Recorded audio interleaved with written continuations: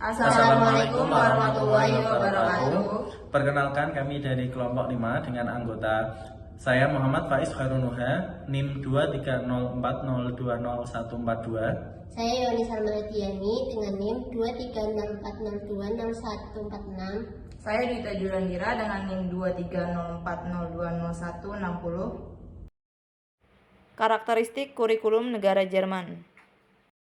Yang pertama, unggul dalam penelitian dan pengajaran. Jerman dikenal sangat unggul dalam ilmu pengetahuan, metode pengajaran, serta penelitiannya. Penelitian dan pengembangannya saja agak terbatas di perusahaan, tetapi juga berlaku dalam universitas dan lembaga penelitian non-universitas. Inilah mengapa penelitian di Jerman yang inovatif akhirnya berkaitan dan memberikan impact besar terhadap kualitas studi yang ditawarkan. Yang kedua, beragam bidang studi. Universitas di Jerman menyediakan program akademik yang outstanding. Sementara Universitas Ilmu Terapannya menawarkan berbagai pilihan berorientasi praktik yang menarik. Kurikulum di negara ini berfokus pada ketentuan dan perubahan konstan yang bertujuan untuk menciptakan pendekatan komprehensif dan pengajaran dan penelitian. Di Jerman, tidak akan bingung dalam memilih program studi karena variasinya bisa mencapai ratusan. Sains, teknologi, ataupun teknik adalah beberapa bidang yang menjadi andalan di negara ini. Yang ketiga, pengembangan keterampilan pribadi dan intelektual. Di Jerman, selalu berkesempatan memaksimal kemampuan diri sebaik mungkin. Kamu akan menemukan berbagai komunitas, platform, atau bahkan personal discussion bersama rekan profesional untuk self-development dan memaksimalkan intelektual yang kamu miliki. Dengan kelebihan tersebut, kamu dapat mengembangkan kemampuan intelektual dan keterampilan pribadi secara bebas hingga mencapai potensi penuh yang kamu miliki. Yang terakhir, aman dan stabil secara ekonomi. Negara ini termasuk yang memiliki angka kriminalitas rendah dibandingkan negara lain. Kamu dapat beraktivitas di lingkungan atau luar kampus dengan nyaman saat di siang maupun malam hari. Tak hanya itu, Jerman juga menawarkan stabilitas ekonomi dan politik. Itulah selain kualitas pendidikan yang profesional, keadaan perekonomian negara ini bisa menjadi keuntungan bagi mahasiswa yang merantau jauh dan memutuskan Jerman sebagai tempat yang ideal untuk belajar, berkarya, dan mencipta. Struktur pembelajaran matematika di Jerman. Yang pertama, sekolah dasar atau Grundschule.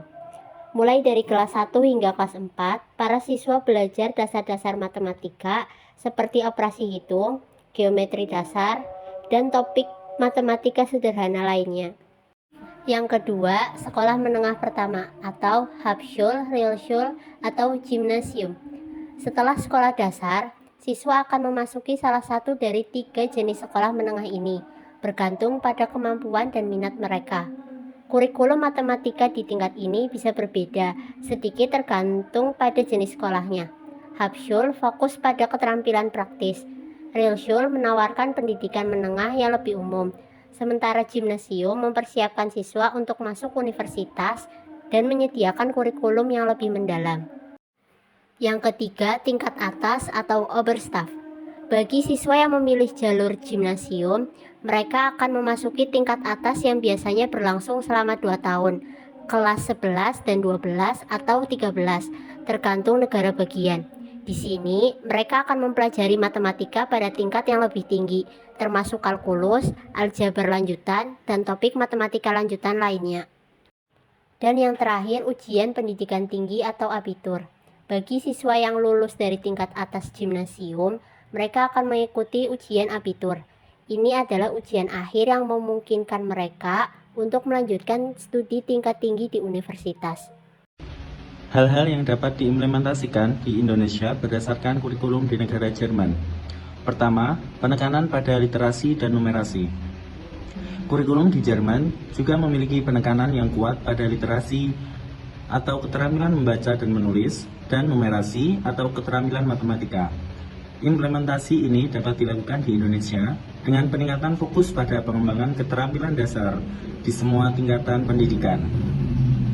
Yang kedua, pendekatan praktis.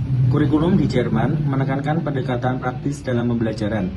Pembelajaran berpusat pada situasi nyata, pengalaman langsung, dan aplikasi praktis. Hal ini dapat diterapkan di Indonesia dengan memperkuat siswa dalam keterampilan praktis dan mengaitkannya dengan dunia nyata melalui proyek dan magang. Yang ketiga, dengan pendekatan holistik. Kurikulum di negara Jerman juga menekankan pendekatan holistik dalam pendidikan. Ini mencakup pengembangan keterampilan sosial, emosional, dan kultural siswa. Di Indonesia, dapat diperluas upaya untuk memasukkan aspek-aspek tersebut ke dalam kurikulum dan memberikan pelatihan khusus bagi guru dalam mengembangkan aspek-aspek ini. Yang keempat, kemitraan dengan dunia industri.